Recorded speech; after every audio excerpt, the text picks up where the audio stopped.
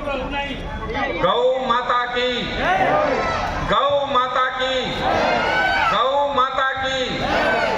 गाय की रक्षा कौन करेगा? ये हम करेंगे, नहीं खतरा है। मैं करूंगा ये कोई नहीं बोलता। गाय की रक्षा कौन करेगा? इतनी सी आवाज से गाय की रक्षा नहीं होने वाली। गाय की रक्षा कौन करेगा? मैं करूंगा। अब लग रहा है कि थोड़ी बात कर सकते। आज पूज्य संत चरण भूपेश बाबा जी, आज के मुख्य अतिथि माननीय श्याम बिहारी जी, उत्तर प्रदेश गो सेवा आयोग के माननीय अध्यक्ष, काशी गो सेवा के अध्यक्ष कोठारी जी, काशी के संभ्रांत नागरिकगण, अपने भाई कृष्ण कुमार जी जिनकी प्रेरणा से हम सब यहाँ एकत्रित हैं, गो भक्त बंधुओं, मातृशक्ति। उत्तर प्रदेश में कुछ अच्छा होने वाला है। निश्चित तौर पर गो माता ने अपने लिए कुछ अच्छे की कल्पना कर लिया है, तभी आज इस आयोजन में गोपेश और श्याम बिहारी दोनों उपस्थित। तो जब गोपेश और श्याम बिहारी ने गाय का बीड़ा उठा लिया है, तो मुझे नहीं लगता कि अब गो माता को कोई कष्ट होगा इस प्रदेश के अंदर।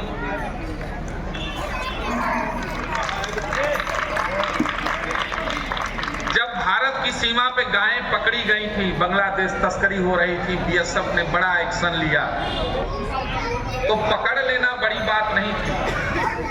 उन गायों की व्यवस्था एक बड़ा प्रश्न था।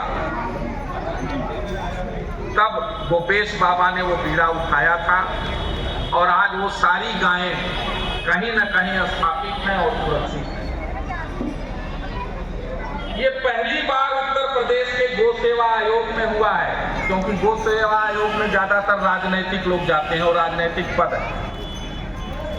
तो या तो अधिकारी गो सेवा आयोग के अध्यक्ष होते थे, या नेता होता था जो गाय ही नहीं पहचान पाता था कि कौन सी जर्सी है और कौन सी देसी। ये पहली बार हुआ है कि एक सच्चा गो सेवक जिसने गाय के माध्यम से किसान की समृद्धि का रास्ता खोजा है, डबलिंग इनकम पर काम किया है। उत्तर प्रदेश किसान समृद्धि आयोग के सदस्य रहे माननीय श्याम बिहारी जी, आज वो गो सेवा आयोग के अध्यक्ष हैं। तो पहली बार सरकारी सद्बुद्धि में एक सच्चा गो सेवक इसका अध्यक्ष बना है। तो निश्चित तौर पर हम सब अच्छे परिणाम की कल्पना कर रहे हैं। बंधुओं, मैं गाय का एक छोटा सा विद्यार्थी हूं। मैं गाय का अध्यात्म नहीं बता सकता, वो मेरी क्षमता नहीं। वो गोपेश बाबा बैठे हैं, इनकी और इनके शिष्यों की और इनकी परंपरा के लोगों का सामर्थ्य है। मैं तो गाय का साइंस जानता हूं, और आज दुनिया साइंस की भाषा समझती है। वो भाषा क्या है? आज सबसे ज्यादा दवाई, लोग कहते हैं ना कि बीमारी कैसे होती है, तो साइंस कहती है कि बीमारी, डिजीज या तो वायरस से होगी या बैक्टीरिया से होगी। लेकिन आज सबसे ज्यादा दवाएं जिन बीमारियों की खाई जाती हैं वो न किसी वायरस से होती हैं न बैक्टीरिया से होती हैं। जैसे डायबिटीज, ये किसी वायरस या बैक्टीरिया से नहीं होती। ब्लड प्रेशर ये किसी वायरस या बैक्टीरिया से नहीं होता। कैंसर ये किसी वायरस या बैक्टीरिया से नहीं होता। आज यही 3 सबसे खतरनाक बीमारियां हैं और सबसे ज्यादा दवाई इसी की खाई जा रही है। अब उसका कारण क्या है कि जब डॉक्टर को बीमारी नहीं समझ में आती तो वो कहता है कि डिसऑर्डर है आपको। अब ये डिसऑर्डर क्या है कि आपको जो तत्व मिलने चाहिए, तो जो खाद्य पदार्थ आप ले रहे हैं उससे वो न्यूट्रिएंट्स आपको नहीं मिल रहे हैं। अब वो आते कहां से? मनुष्य हो, पशु हो, किसी का भी, जो आहार है वो इस धरती पे पैदा होने वाले फल, सब्जी, अनाज, इसी से आपको पोषण मिल रहा है। चाहे वो प्रोसेस फूड के रूप में हो, डब्बा बंद फूड के रूप में हो, लेकिन उसका बेसिक आइटम इसी मिट्टी से पैदा होगा। जितने तत्व आपके शरीर में हैं, उतने ही तत्व इस मिट्टी में भी। जितना लोहा आपके शरीर में है, इस ब्रह्मांड में जितना आयरन है और उसकी तुलना में जितना आपका वजन है, उतना ही लोहा आपके शरीर में है। जितना जल इस पृथ्वी पर है 85%, उतना ही जल आपके शरीर में है। यानी जो इस ब्रह्मांड में है वो आपके पिंड में है। अब वैज्ञानिक भी ये कहते हैं कि गेहूं से जो प्रोटीन आपको मिलता था इंसेक्टिसाइड, पेस्टिसाइड, फर्टिलाइजर के उपयोग से, अब उतना प्रोटीन माने 25 से 30% प्रोटीन गेहूं में कम हो गया है। तो पहले आप 4 रोटी खा के जितना प्रोटीन लेते थे, उसके लिए अब आपको 6 रोटी खानी है। तो पेट तो बड़ा हो नहीं सकता। तो जो उत्पाद है उसकी गुणवत्ता बढ़ाई जाए। और वो कैसे होगा कि मनुष्य का शरीर हो चाहे पशु का शरीर हो, भोजन बनाने के लिए बैक्टीरिया जिम्मेदार होता है। आपकी आंतों में जितना अच्छा बैक्टीरिया होगा, आपका भोजन उतना अच्छा पचेगा। पशु के भी उसमें आंत में जितना अच्छा बैक्टीरिया होगा, उतना ही अच्छा भोजन पचेगा। मिट्टी में भी जितना अच्छा बैक्टीरिया होगा, वो बैक्टीरिया क्या करेगा, हवा से, पानी से, धूप से सबको को लेकर के मिट्टी में फिक्स करेगा। पूरा साइंस यही है। अब उस जीवाणु की संख्या हमने जहर डाल डाल करके कम कर दिया। मिट्टी का सॉइल स्ट्रक्चर चेंज हो गया। क्यों? क्योंकि एक ही तरह की फसल हमने लगातार लेना शुरू कर दिया। बायोमास कंजर्वेशन अभी मिट्टी में नहीं हो पाता है, तो बैक्टीरिया को पनपने का मौका है। अब इसका उपचार क्या है? ऐसा नहीं है कि सारी निराशा है, सब खत्म हो गया, ऐसा नहीं होगा। अब इसका एकमात्र उपचार है देसी गाय का गोबर। देसी गाय के गोबर में भी बैक्टीरिया की मात्रा सबसे ज्यादा है। और देसी और विदेशी गाय के गोबर में अंतर यह है कि विदेशी गाय का गोबर गीला, पतला, बदबूदार आता है। अगर आपकी चप्पल में लग गया और आप अपने ड्राइंग रूम में घुस गए, तो चाहे जितनी खुशबू छिड़क लीजिए, वो बदबू जाने वाली नहीं है। देसी गाय का गोबर बंधा हुआ आता है। यहाँ सारा देसी गोवंश है, आप गोबर देख लीजिए। उसके ऊपर एक पारदर्शी झिल्ली आती है, चमकदार सी। उस गोबर में बहुत बड़ी मात्रा में सूक्ष्म जीव होते हैं। और जैसे ही वो जमीन पर गिरता है देसी गाय का गोबर, आप जितनी जल्दी उसको हटा सकते हो कोशिश करिए, फिर भी आपको मिट्टी में छेद नजर आने लगे। वो टच भी कर गया तो जीवाणु सक्रिय हो जाता है और उस मिट्टी में आपको छेद नजर आने लगेगा। उसके गोमूत्र में बहुत सारे न्यूट्रिएंट्स हैं जो मिट्टी के लिए, खनिज पदार्थ ऐसे हैं जो मिट्टी के लिए बहुत आवश्यक हैं। तो केवल देसी गाय के गोबर और गोमूत्र से बने हुए तमाम तरह के पदार्थों से हम इस मिट्टी का उपचार कर सकते हैं। और अगर मिट्टी स्वस्थ हो गई तो उस मिट्टी में पैदा होने वाला फल, सब्जी, अनाज वो भी स्वस्थ होगा और उसको खाने वाला मनुष्य भी स्वस्थ होगा। अगर मिट्टी नहीं स्वस्थ है तो आपकी फसल नहीं स्वस्थ है, वो नहीं स्वस्थ है तो आप भी नहीं स्वस्थ हैं। और बीमारी का कारण क्या है? हमारा शरीर अम्लीय हो गया, एसिडिक पदार्थ हम ज्यादा खाने लगे, इसलिए शरीर। अभी अल्कलाइन वाटर का बहुत बड़ा मार्केट है। ये अल्कलाइन वाटर क्या है? ये आपकी बॉडी को डिटॉक्सिफाई करता है। तो गोमूत्र की सारी वैज्ञानिक रिसर्चों को पढ़ लीजिए। साइंटिस्ट कहते हैं कि गोमूत्र बायो इन्हांसर है।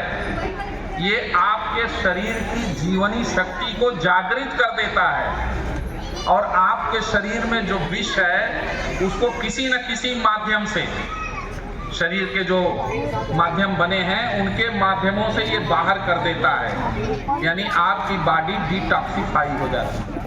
लेकिन इसका मतलब ये नहीं कि मैं मंच से बोल रहा हूँ तो आप कल से 1 गिलास गोमूत्र पीना शुरू कर दीजिए। बिना वैद्य की सलाह के कोई भी औषधि उसका सेवन नहीं करना चाहिए, क्योंकि वैद्य आपको ये बताएगा कि आप पित्त प्रवृत्ति के हैं, कफ प्रवृत्ति के हैं, वात प्रवृत्ति के हैं, उसके हिसाब से वो आपका डोज तय करेगा। और ये सारे संकट का कारण क्या है? हम स्वास्थ्य के लिए नहीं खा रहे हैं, हम किस चीज के लिए खा रहे हैं? स्टेटस के लिए। अब ये क्या झमेला है भाई?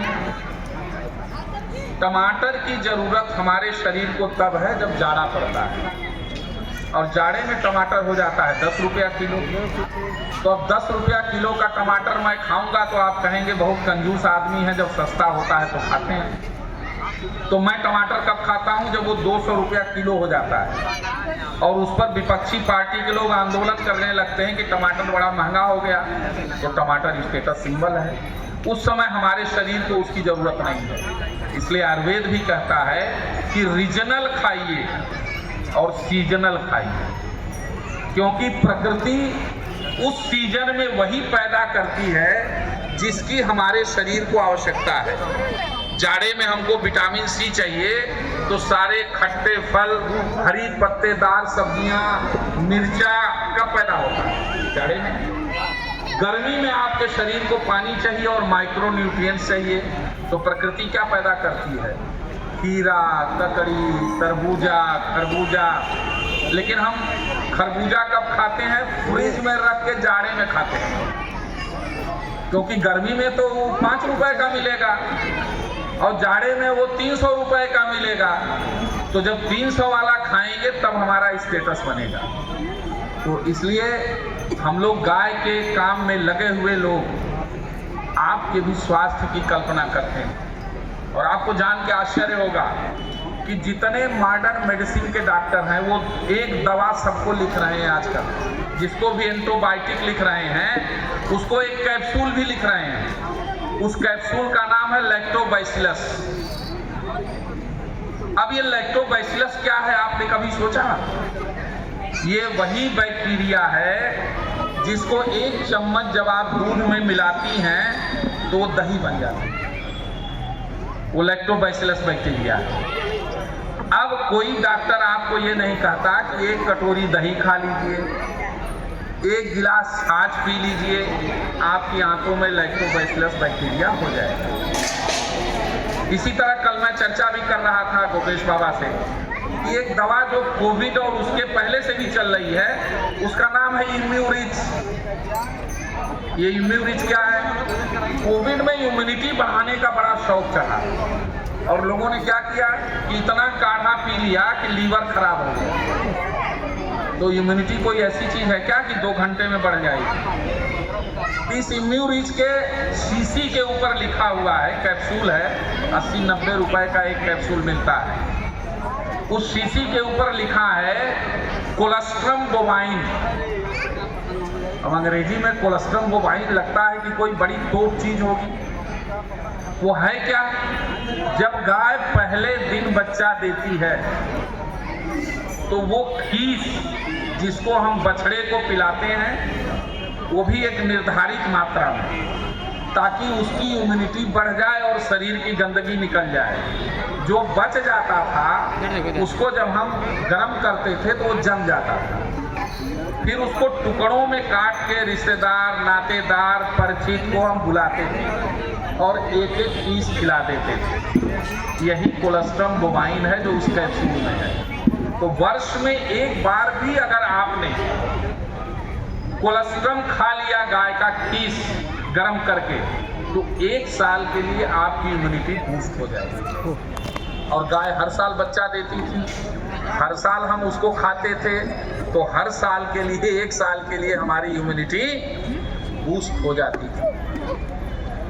अब जैसे हम लोग कहते हैं कि भाई आजकल एक फैशन चला है गोल्डन मिल्क, बहुत जबरदस्त फैशन चला है। अब ये गोल्डन मिल्क क्या है?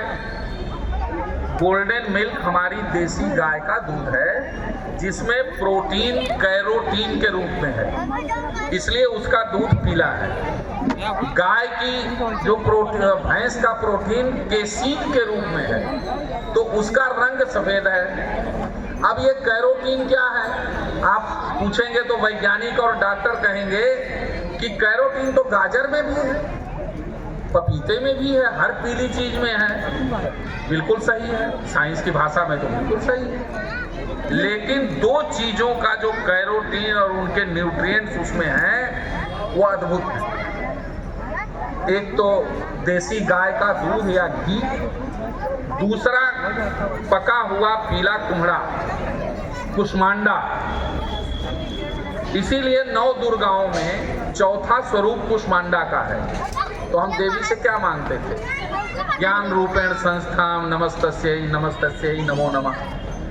अब ये ज्ञान कहाँ आएगा? जब आपके मस्तिष्क का विकास होगा। तो जो गाय के दूध का कैरोटीन है या वो जो कद्दू का कैरोटीन है वो क्या करता है?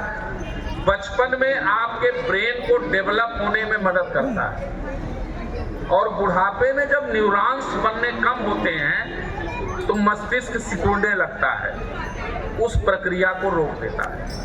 तो आपको मेमोरी लैप, पार्किंसन इस तरह की डिजीज नहीं होती थी। और जो लोग नित्य गाय के दूध और घी का बुढ़ापे में भी सेवन कर रहे हैं, निश्चित तौर पर मेरी बात से वो सारे लोग सहमत होंगे कि ये दो चीजें इस धरती पर अद्भुत हैं। गाय के बारे में हमको उसका अध्यात्म तो हमारे संत महात्मा सदियों से बता रहे हैं, लेकिन हमको समझना होगा कि गाय के शरीर में देवताओं को दिखाया गया कि गले में शिव का वास है, सींग में इंद्र का वास है, खुरों में नाग का वास है। ये सांकेतिक भाषा है, उसको डिकोड करना पड़ेगा। जैसे एक छोटा सा उदाहरण बताऊं कि गाय के गले में शिव का वास है। गाय को आप कोई भी जहरीला पदार्थ दे दीजिए, जहरीली से जहरीली वनस्पति को चर ले, उसके दूध में, गोबर में, गोमूत्र में उसका अंश नहीं आता है। और ये प्रयोग किया वैज्ञानिकों ने आर्सेनिक नाम का जहर खिला के सूक्ष्म मात्रा में, तो गाय के गले पे नीला निशान बन गया, यानी इसके नीचे वो तत्व नहीं गया। तो गाय के गले में शिव का वास क्यों है? क्योंकि शिव ने जहर किया था और नीलकंठ कहलाए थे, इसलिए गले में शिव का वास बताया गया। सींगों में कहा गया कि इंद्र हैं। अब देखिए कितनी वैज्ञानिक बात है कि जहां इंद्र कमजोर है, बारिश कम होती है, वहां इंद्र को मजबूत करना पड़ेगा। तो सूखे क्षेत्रों की गाय का सींग मोटा और बड़ा है, राजस्थान, गुजरात देखिए। और जहां इंद्र मजबूत है, बारिश ज्यादा होती है, वहां गाय का सींग छोटा है। अब इससे बड़ा विज्ञान क्या हो सकता है? जो बात वैज्ञानिक कह रहा है, हजारों साल पहले हमारे अध्यात्म ने हमको सांकेतिक भाषा में उसको बता दिया। अब हम मूर्ख हैं कि उस ज्ञान की पोटरी को बांध करके उसको अगरबत्ती दिखा रहे हैं। खोल के पढ़ने की जरूरत हमने नहीं समझी। तो ज्ञान की गठरी सर पर ढोने से आप विद्वान नहीं हो सकते। और जिस दिन गाय इस सृष्टि से समाप्त हो जाएगी, मनुष्य भी समाप्त हो जाएगा। तो अप्रत्यक्ष रूप से हम गाय की रक्षा नहीं कर रहे हैं। गाय बचेगी तभी मनुष्य बचेगा। और जिस दिन गाय समाप्त हो जाएगी, मानव सभ्यता का विनाश हो जाएगा। ये बहुत अच्छा अवसर है। पूजनीय गोपेश बाबा हमारे बीच हैं, श्याम बिहारी जी हैं, और आप सब जैसे सुधी जन हैं काशी के। और जिस दिन गाय समाप्त हो जाएगी, हमारे बाबा विश्वनाथ का वाहन नंदी कहाँ से आएगा? बाबा तो पैदल हो जाएंगे। तो बाबा को सवारी मिलती रहे, इसलिए भी गाय की रक्षा जरूरी है। लगता है मैंने समय ज्यादा ले लिया, अभी बहुत सारे लोगों का नहीं, अरे आप लोगों का मैं तो मास्टर आदमी हूँ, कम से कम 60 मिनट तो पढ़ाऊंगा ही। तो गाय की जब हम बात विज्ञान के तरीके पे करते हैं, गाय के अलग अलग, जैसे गोमूत्र को कहा गया कि इसमें गंगा का वास है। अब गंगा जल क्या है? एंटी बैक्टीरियल, एंटी फंगल, माने उसमें फंगस और बैक्टीरिया ये नहीं होते। गोमूत्र भी एंटी बैक्टीरियल, एंटी फंगल है, इसीलिए तमाम तरह के कीट नियंत्रक और तमाम तरह की औषधियां हम गोमूत्र के माध्यम से बना रहे हैं। गोबर में कहा गया लक्ष्मी का वास है, तो लक्ष्मी का वास कैसे है? केवल गाय के आधार पर। मैं तो कृषि का विद्यार्थी हूँ काशी हिंदू विश्वविद्यालय में, तो गाय के आधार पर 17 तरह के ग्रामीण उद्योगों की स्थापना हो सकती है। और मैं ग्रामीण उद्योग किसको मानता हूं? जिसमें पूंजी कम से कम लगे, जिसमें इंफ्रास्ट्रक्चर यानी गोदाम, फैक्ट्री कम से कम, और जिसमें बिजली कम से कम लगे। इस तरह के 17 तरह के उद्योगों तक हम लोग अभी पहुंचे हैं, जिनके आधार पर भारत की ग्रामीण उसकी समृद्धि को तय किया जा सकता है। अब आप एक कल्पना करिए, बनारस में देव दीपावली पर कितने दिए जलते हैं? लाखों नहीं, 25 से 30 लाख। अभी अयोध्या में रिकॉर्ड बनाया आपने ना 25 लाख का। अब वो 30 लाख दिए मिट्टी के जलते हैं, उनमें तेल पड़ता है, और देव दीपावली की रौनक अगली सुबह आप जाइए तो पूरा घाट लूटा पिटा नजर आता है, और झाड़ू लगा करके वो दिया उसी गंगा जी में डाल दिया जाता है, जिससे नहाने वालों के पैर में धंसता है, बहुत दिनों में वो मिट्टी में परिवर्तित होता है। क्या हम 30 लाख गाय के गोबर के दिए नहीं बना करके देव दीपावली पर दे सकते हैं? ये कर सकती है गौशालाएं। 30 लाख दिए, आप रोजगार समझिए कितना बड़ा है। और वो दिया क्या होगा? या तो राख बन जाएगा, और जब राख पानी में जाएगी तो उस पानी का प्यूरिफिकेशन कर देगी। अगर नहीं राख बना तो गोबर मछलियों का भोजन हो जाएगा। लेकिन इस दृष्टि से हम कभी नहीं सोचते। बनारस में अगरबत्ती का कारोबार मुझे लगता है कि 1.5 से 2 करोड़ पर मंथ का है। और अगरबत्ती आई कहाँ से? कब्र पर जलाने के लिए, क्योंकि मुर्दा भी बदबू करता था और मौलवी भी प्याज और मांस खाता था तो बदबू करता था। तो आप पहुंचे तो अगरबत्ती जला देता था कि वो लाश की बदबू कब्र में जो लेती है वो ना आए, और हम जो गंदे रहते हैं, महीनों नहाते नहीं, खाली वजू करते हैं, तो हम भी ना बदबू करें। उसमें बांस लगा होता है। शास्त्र कहता है कि बांस जलाने से पुरखों की आत्मा को कष्ट होता है। साइंस कहता है कि अगर बांस का धुआं आपके फेफड़ों में गया तो वो फेफड़ों के लिए बड़ा हानिकारक है। तो अगरबत्ती की तो किसी शास्त्र में कल्पना नहीं है। धूप बत्ती, और यहाँ के मंदिरों से हजारों क्विंटल निर्माल्य निकलता है। उसका प्रयोग अगर सारी गौशालाएं करके समन्वित तरीके से धूप बत्ती का निर्माण करें, और हम ये संकल्प लें कि हम अपने घर में अगरबत्ती नहीं जलाएंगे, धूप बत्ती जलाएंगे, तो ये 1 करोड़ महीने का व्यापार गाय के नाम जाने वाला है। इस तरह की बहुत सारी योजनाएं हैं जिन पर हम सब संगठित और समन्वित रूप से बैठ करके सोच सकते हैं। आदरणीय श्याम बिहारी जी के आने से हम लोगों का भी उत्साह बढ़ा है कि अपने बीच का एक व्यक्ति जिसने प्रैक्टिकल चीजों को किया है वो गौ सेवा आयोग में बैठे हुए हैं, और जब वो बैठे हैं तो योजनाएं वो बनेंगी जो धरती से उठ के आसमान में जाएंगी। अभी तक योजनाएं आसमान से धरती में गिर जाती हैं, अब ऐसा नहीं होने वाला। तो गाय ही हमारी स्वास्थ्य, समृद्धि, सेहत सबका खजाना जाना है। जो पंचगव्य की बात की गई, तो क्या है, आयुर्वेद कहता है कि शरीर के पंचभूत को बैलेंस करना। शरीर में अग्नि तत्व, जल तत्व, पृथ्वी तत्व, वायु तत्व, इसको आकाश तत्व, इसको बैलेंस कर लीजिए, आप बीमार नहीं पड़ेंगे। आपको कोई बीमारी नहीं हो सकती अगर ये पांचों चीजें बैलेंस है। अब बैलेंस करने का आपके पास कोई रास्ता नहीं है, पुरखों ने दे दिया। कहा कि गाय की 5 चीजें, एक निर्धारित मात्रा है सबकी, कि दूध कितना होगा, गोबर का रस कितना होगा, गोमूत्र कितना होगा, कितने तह कपड़े से छाना जाएगा, दही कितनी होगी। ये पांचों तत्वों को कहते हैं पंचगव्य। और ऐसा नहीं कि हम ही पंचगव्य का सेवन आपको बता रहे हैं। यहाँ अपने वेद विद्यालय के बच्चे बैठे हैं, गोपेश बाबा हैं। श्रावणी के दिन,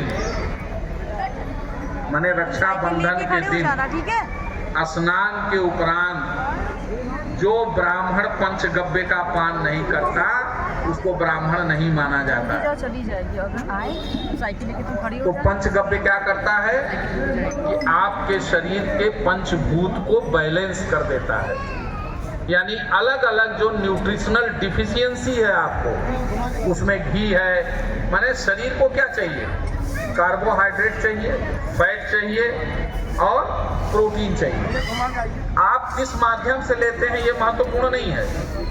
इसीलिए जो खाद्य पदार्थ हमारे पुराने बने, उत्तर भारत में खिचड़ी खाई जाती है, क्या होता है, दाल, चावल और घी। तो चावल से आपको कार्बोहाइड्रेट मिल गया, दाल से आपको प्रोटीन मिल गया और घी से आपको मिल गया फैट। इडली भारत में हजारों साल से बन रही है, तब फूड साइंस नहीं बना था। अच्छा, ये अब इडली में क्या पड़ता है, 2 कटोरी चावल, 1 कटोरी दाल, माने 50% कार्बोहाइड्रेट, 25% प्रोटीन। अब जो 15% प्रोटीन आपको और लेना है, तो आपने सांभर बना लिया, सांभर में भी दाल पड़ी, और उसमें आपने फाइबर और माइक्रो न्यूट्रिएंट्स के लिए सब्जियां डाल दिया, और फैट के लिए नारियल की चटनी बना लिया। कंप्लीट फूड हो गया। अब आप जो आधुनिक फूड खाते हैं, साइंस जिसको कहता है कि कार्बोहाइड्रेट, प्रोटीन और फैट चाहिए, तो पिज्जा में, बर्गर में, चाउमीन में, ये तीनों क्या है, जरा सा यही हमको बता दीजिए। तो आपको जो थकान लगी रहती है, एनीमिया है, सर में दर्द है, वो इसलिए नहीं है कि आप बीमार हैं, वो इसलिए है कि आप कमजोर हैं, आपको न्यूट्रिशनल डिफिशियंसी है। आप खा तो महंगी चीज रहे हैं, लेकिन मिल आपको कुछ नहीं रहा है। और भारत का विज्ञान तो इतना बड़ा था कि उसने कहा कि अगर पूरी खाएंगे तो कद्दू की सब्जी के साथ खाएंगे, कोहड़े की। क्यों? क्योंकि पूरी में फाइबर नहीं होता, कोहड़े में फैट नहीं होता, तो फैट और फाइबर का रेशियो ठीक हो जाएगा, तो आप 70 पूरी भी खाएंगे तो बच जाएगी। लेकिन आप पूरी खाते हैं पनीर की सब्जी के साथ, तो फाइबर कहीं है नहीं। तो ये तय करना पड़ेगा कि हम सेहत के लिए खा रहे हैं कि स्टेटस के लिए खा रहे हैं। हमारे पुरखे कितने महान थे, उन्होंने रसोई घर को डिस्पेंसरी बना दिया था, और कोविड में उसी रसोई घर ने आपको बचाया। लौंग थी, दालचीनी थी, आंगन में तुलसी थी, नीम के पेड़ पर गिलोय थी, इसके अलावा कुछ था। और WHO ने कहा कि भारत में 50 लाख लोग मरेंगे, स्टेटमेंट है, पढ़ लीजिए। क्यों मरेंगे? क्योंकि ये बहुत क्लोज रहते हैं, हाथ नहीं धोते, सफाई का तो उन्होंने एडवाइजरी जारी किया कि 5 बार हाथ धोइए, तौलिया अलग रखिए, बाथरूम अलग करिए, चद्दर अलग होगी। दुर्भाग्य देखिए कि मरा कौन? जिसका कमरा पहले से अलग अलग था, जिनके तौलिया पहले से अलग अलग थे, जो पहले से ही 5 बार हाथ धोते थे। एक भिखारी नहीं मरा। मलिन बस्ती में मौतें कम हुई, तो ये क्या था? हमको धूप मिलती, हम जिन मसालों का प्रयोग करते थे, गरीब आदमी सबसे ज्यादा मसाला खाता है, अमीर आदमी को तो डॉक्टर मना कर देता है कि उबली खाइए। चीनी मिल के मालिक है, चीनी आप नहीं खा सकते क्योंकि आपको डायबिटीज हो गया, लेकिन वो सब खाता था, इसलिए उसकी इम्यूनिटी सबसे स्ट्रांग थी। अब तो डॉक्टर भी कहने लगे कि बच्चे को थोड़ी देर मिट्टी में लेटाइए, अब जॉनसन एंड जॉनसन मत लगाइए उसको, अब उसको मिट्टी में लेटाइए ताकि मिट्टी में रहने वाले वायरस बैक्टीरिया से उसकी इम्यूनिटी बढ़े। हमारा विज्ञान कितना आगे था। अभी महाकुंभ आ रहा है, बिना किसी विज्ञापन, बिना किसी सूचना, बिना किसी प्रचार के एक नियत तिथि पे करोड़ों लोग एकत्रित होते हैं। वो क्या था? वहां भारत के हर हिस्से से लोग आते थे, वो अपने अपने इलाके का वायरस, बैक्टीरिया, बीमारी लेके आते थे। जब पानी में डुबकी लगाते थे तो वायरस, बैक्टीरिया सब डाइल्यूट हो गया, सूक्ष्म मात्रा में हो गया। और आपने भी लगाया तो आपको केरल का वायरस भी मिला, उड़ीसा का भी मिला, कलकत्ता का भी मिला, आसाम का भी मिला, सूक्ष्म मात्रा में। और आपके शरीर ने क्या किया? उसके खिलाफ एंटीबॉडी बना दी, यानी आपका वैक्सीनेशन हो गया वहाँ। अब आप जब केरल की यात्रा पे जाएंगे और वहाँ कोई बीमारी होगी तो आपको नहीं लगेगी, क्योंकि आपके शरीर में ऑलरेडी उसका एंटीबॉडी मौजूद है। ये विज्ञान था महाकुंभ का। इसीलिए कहा गया कि वहाँ अमृत कलश है। ये अमृत क्या है? जो आपको मरने न दे, नहीं तो आप वहाँ जाके बीमारी से मर जाएंगे। हाँ, चेतावनी आ गई, इसलिए मैं अब क्षमा चाहता हूँ। पूज्य गोपेश बाबा के चरणों में प्रणाम करते हुए, माननीय श्याम बिहारी जी के कृतित्व को प्रणाम करते हुए मैं अपनी वाणी को विराम देता हूँ। गौ माता की जय।